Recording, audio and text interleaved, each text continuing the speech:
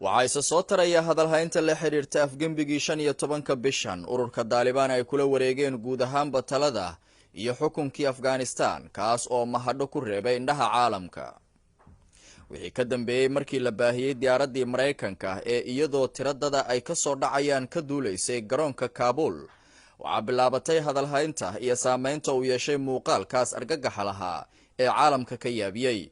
durbadiiba Mareykanka waxaa laga bilaabay suuqyada in lagu iibiyo fanaanado loogu magac daray Kabul Sky Diving Club sidoo kalena ay ku xardhan yihiin sawirada dadkii diyaaradda ka soo dhacayay. fanaanadahan oo soo baxay Khamiistii la soo dhaafay ayaa la sheegay in aad loo iibsaday labadii maalin ee ugu dambeysay isla markaana ay gateen dad kor u dhaafaya 1 milyan oo ruuxa. suuqyada iyo dukaamada waaweyn ee Mareykanka ayaa mashquul noqday si loo iibsado dharkan oo qiimo ahaan la kala iibsanayay lacag u dhaxaysa 24 ilaa $17.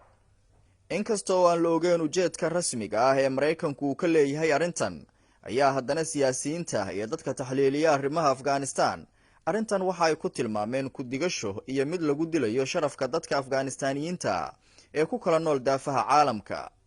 laakiin lama oga jawaabta rasmiga oo ay ka bixin doonaan ururka Taliban oo hadda gorgortan iyo cilaaqaad hor leh la gelaya dowladda Mareykanka.